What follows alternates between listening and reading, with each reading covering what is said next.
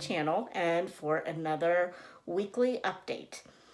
I have realized in doing my assessment of my weekly wrap up this week that I have only finished completely one book this week and have started about 5,000 other things.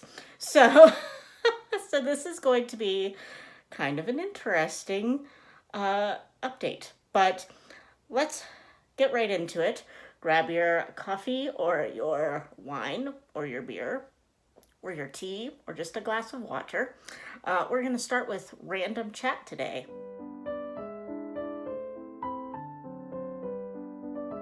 So this week was my coworker's first week back from maternity leave. Yay! Which means that I got to take some time off for once without feeling guilty or worried that no one else would be there to do some work. So I took a half a day on Wednesday because I had something to do during my lunch period and it was just so nice outside that I was like, yeah, you know what? I'm not coming back today. so that was nice. I got my back deck cleared off and was able to sit out there and read for a while, and I did some knitting outside, and that was delightful. There were some bees out there, but they stayed away from me, which was nice. And it was only like, I don't know, low 70s, so it wasn't like, super hot, but it was nice. So that was Wednesday, and then I decided, since I couldn't take a long weekend for Easter because of aforementioned coworkers starting back to work on Monday, I thought that would be kind of a jerk move to be like, hey, welcome back, I'm not going to be here, haha. So I decided I would take the following weekend and make it a long weekend. So I took Friday off, and I will also be taking this coming Monday off. So it's Sunday, obviously, as I'm filming. So I have so far had a glorious 2.5 days off. I sat out on my deck again a couple of days, and today is kind of gloomy and rainy, but it is still warm out. So I was able to take some walks with my dad. Oh, I'm gonna sneeze. Hold on. Ooh, sorry for that cut there. I had a little sneezing fit because also this week my allergies have started acting up. And because of the aforementioned warmer weather, we also have the pollen coming out.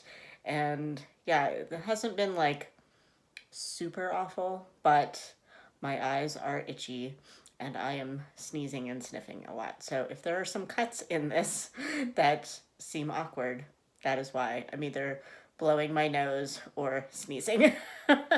So I do take like Sudafed or Benadryl depending on the time of day and what's happening.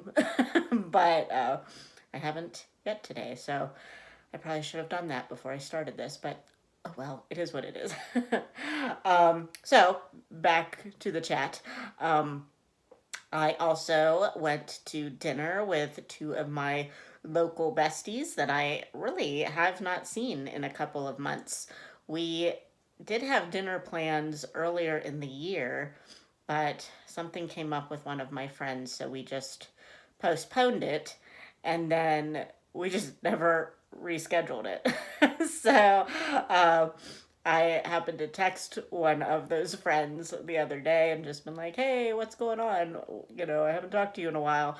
And through our talking, we're like, we need to reschedule this girls' night. So we did that, and we just went to dinner and talked and caught up on all the life stuff, and it was really nice. It was lovely to get to see them and rant to some people that think like me, which is nice sometimes because I feel like that doesn't happen all the time.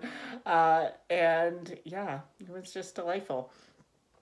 So then Saturday, I basically sat around and did crafts, and that will come up in our later business. And I've been reading and kind of serial starting all the books. So let's move on to the book chat.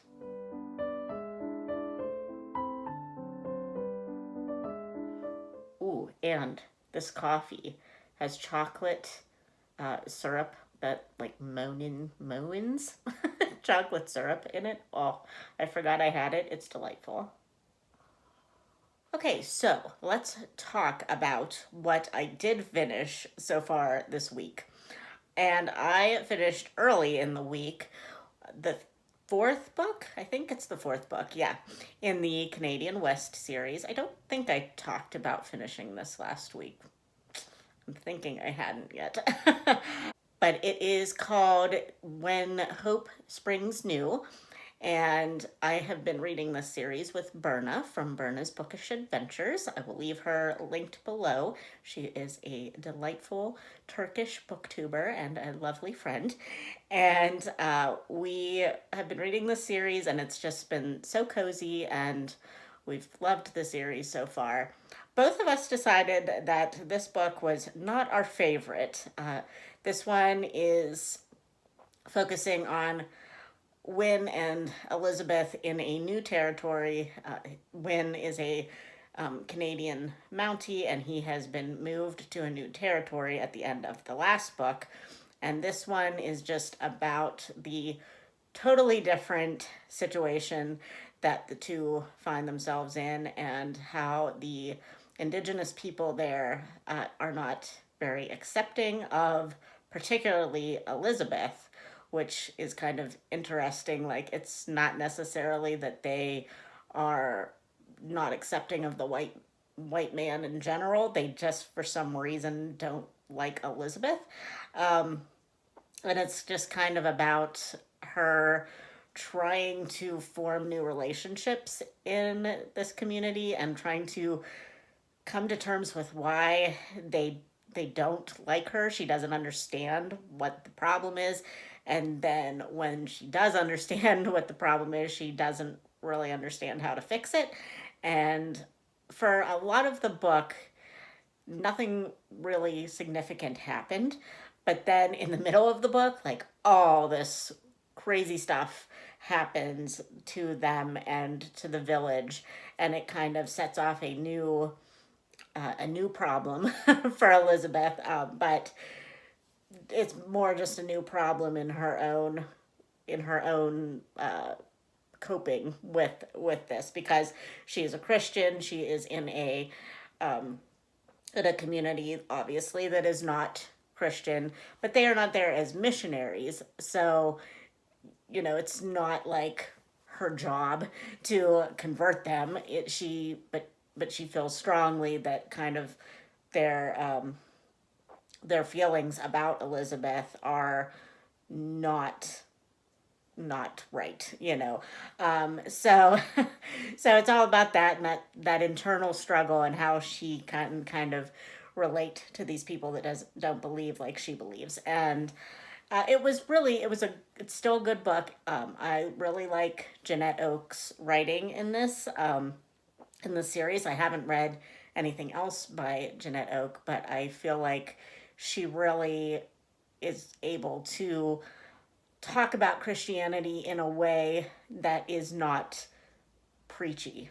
At least in this series, I don't know, but they talk about it, and it's a major part of her of the story, but it doesn't feel like you're just getting Bible verses thrown at you, and like moral lessons and all this stuff.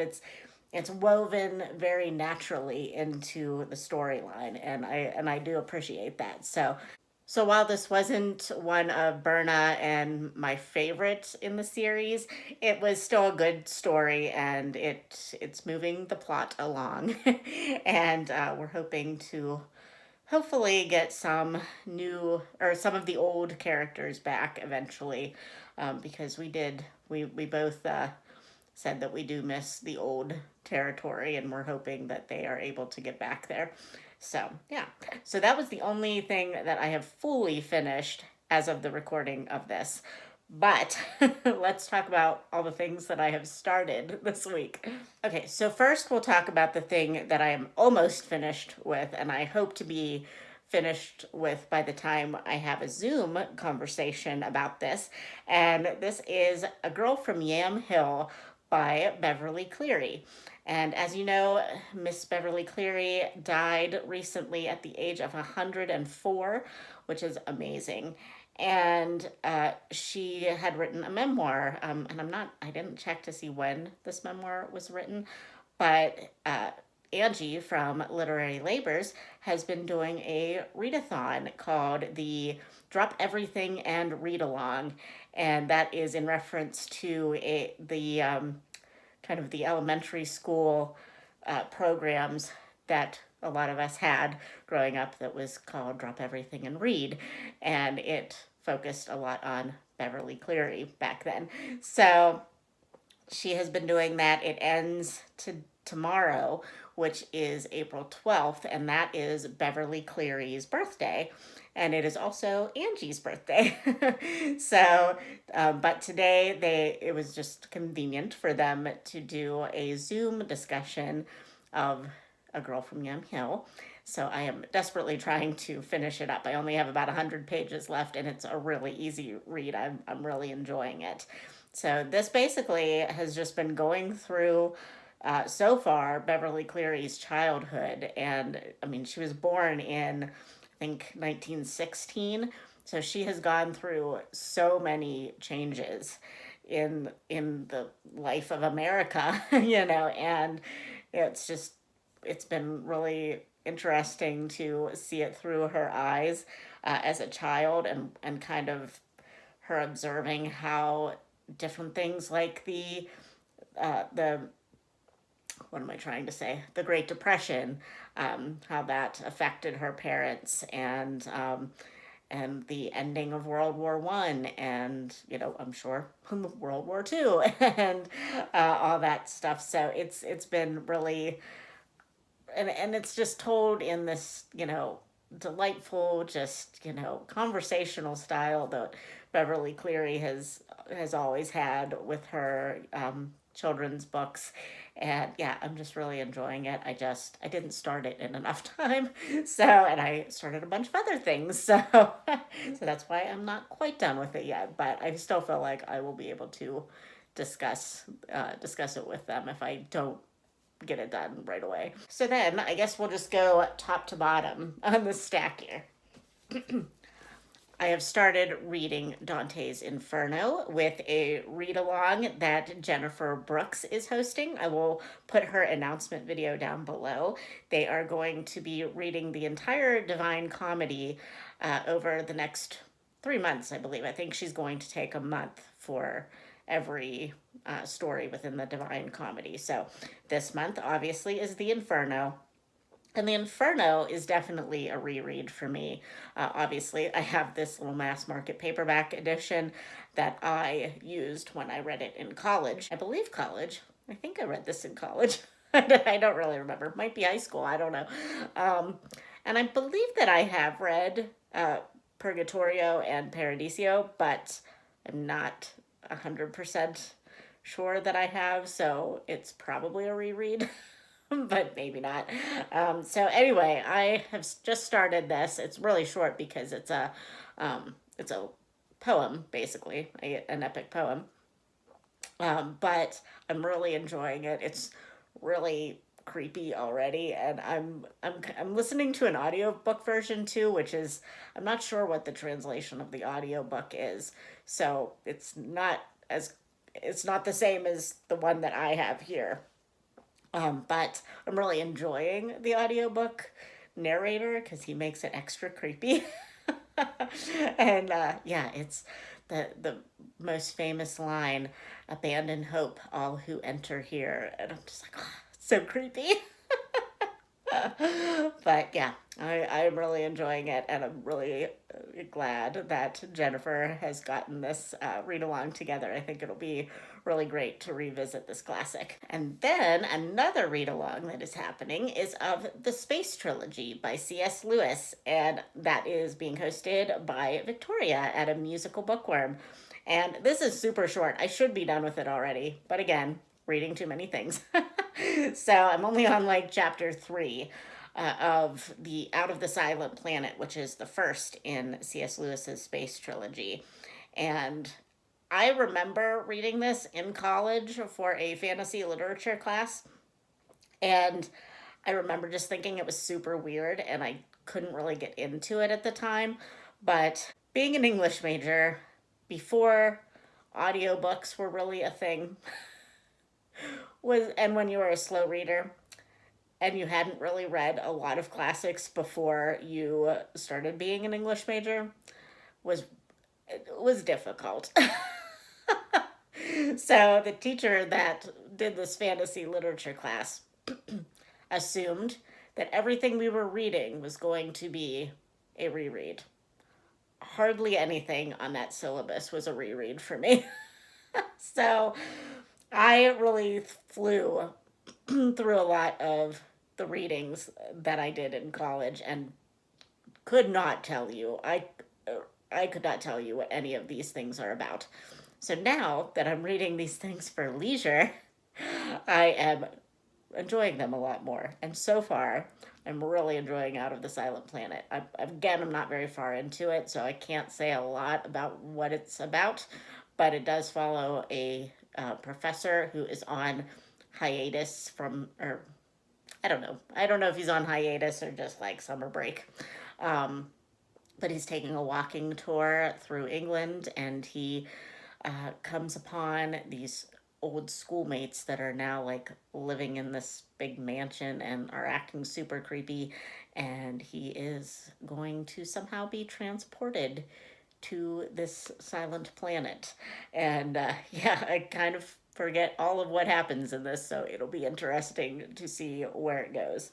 And then also, for a little read along that I'm doing with my friend Kate Howe and now Christy Lewis, I am trying to get back into the flow of things where we're just kind of doing this like, casually. We are rereading the Betsy Taycey series and putting up discussion videos about it. And the original plan was to do all of them within 2 months. We are now into April, and we're not anywhere near finished with them. I think we overestimated our reading plans. So, but I am trying to get the next one in the series finished, hopefully this week, Heaven to Betsy, and then I will film my little discussion and send it off to Kate so that we can get the next installment up for you. And then I'm not planning on actually finishing this because I do want to see if it is the one that is chosen. I want to at least read a couple of times the sections that I plan to read aloud in Thrush Green by Miss Reed. If you missed it, Kate Howe and 5 other booktubers are participating in a World Book Day book battle live show on April 23rd. I will link all that information down below, but the book that I chose was Thrush Green by Miss Reed. So I at least have to read a couple of chapters because we are going to be reading aloud for about 10 minutes in our books. So my book isn't real long, so I'm hoping 10 minutes doesn't give too much away. We'll see. And then I started Out to Kanan by Jan Karan. This is the next installment in our A Year from Mitford read-along that I am doing with my friends Kate Howe, Angie from Literary Labors, and Chelsea from Voyage of a Book Wanderer. And yeah, this is just the next installment, and I got the audiobook out of the library, and also the hard copy. So I am slowly reading through this. We're not doing our live show till the end of the month, I believe, but I want to try to get it done earlier than I did last time because I was kind of rushing. I want to try to do a little better at my time management this month. So far, I don't think it's working very well, though. And lastly, with things I have started and not yet finished this week, is from the lovely William Shakespeare. I am buddy reading Henry IV, Part 1 with Kelly from Books I'm Not Reading. And we have gotten through the first two acts, so I need to probably at least read the third act today, and try to, we're kind of taking our time with it, but I don't really want to take too long on a play because that seems like it shouldn't take that long to read a play. So, and then I would also like to watch a staged version. I had forgotten that I had seen Henry IV Part 1 in New York way back in college, and I had seen it with Kevin Kline as Falstaff and Ethan Hawke as Hotspur. And I will admit that at the time, I was not really familiar with who Kevin Kline was. I mean, I sort of knew who he was, but he is not the one that sticks out in my mind from that play. The one that sticks out to me is Ethan Hawke, but not for a good reason. I did not like Ethan Hawke's portrayal of Hotspur in that portrayal, or in that performance, because he just yelled the whole time. And I realize Hotspur is obviously supposed to be hot tempered, but man, he did not have an off button. It was just like the whole time he was just yelling every time he was on stage, and I just like, I don't know, it really ruined that for me. Like, I really couldn't enjoy it because I just was like, dude, simmer down. And I don't know if maybe that's just the way he was supposed to be. But yeah, I didn't like it. So, but from what I remember now, thinking back on it, I really enjoyed Kevin Kline as Falstaff, but uh, I honestly cannot remember a lot of that show just because of the experience with Ethan Hawke as Hotspur. So I have been talking for 26 minutes, and I just now ended with all the books that I have read this week, or at least started reading. So why don't we move on to crafting, which will be a lot less than the reading this week, finally.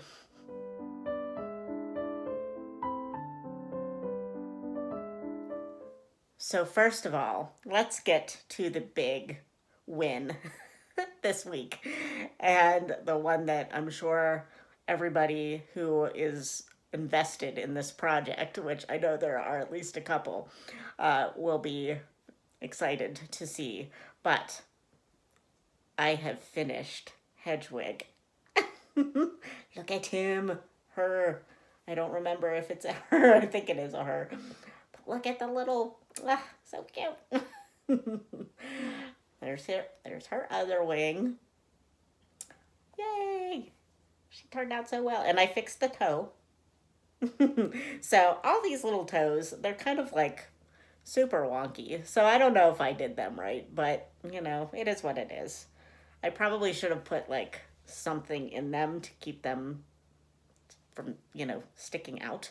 But oh well, that's the least of my worries. But look at her little face and her little wings. They look so good. I'm so glad. I mean, it was a pain to try to find the right color for her wings. But I'm so glad that I didn't just go with the kind of brownish color that I accidentally bought the last time. This really pleases me and makes her look more like Hedgewig.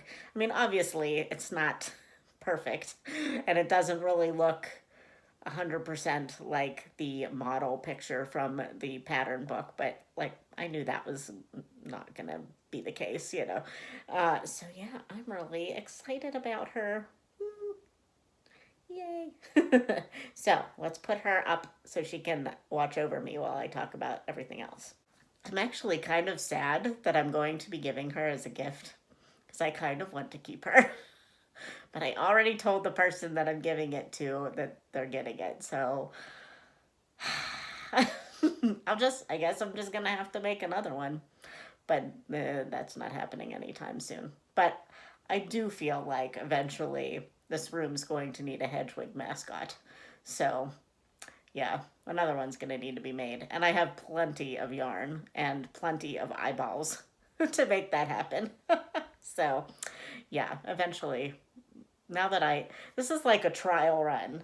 And maybe my next Hedgewig will be fatter, because that's actually, she's supposed to be fatter.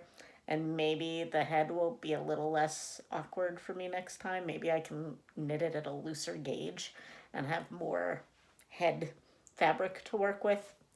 I don't know. You didn't see me do it, so you don't know how it goes. But you have to do some folding and some like stuffing of the inside before you put on the eyeballs, and it's a pain. But yeah, the wings just really make it, and I love it. So then I finally finished off March for my temperature tree, and I started the branch for April. So not a whole heck of a lot going on there. As you can see, it's wrinkled because I'm trying to maybe put it in a embroidery hoop whenever I do it, just to maybe make it easier to stitch. It's called stitching in hand, which since I'm now obsessed with floss tube, I learned that term, where I just usually like leave it kind of rolled up like this and just stitch it without anything. But I thought it might make it easier, maybe, to do the branch and stuff in a hoop. I don't know. I'm not sure that I'm going to care too much about putting it in a hoop every time. I might just continue on with my rolling method for this one.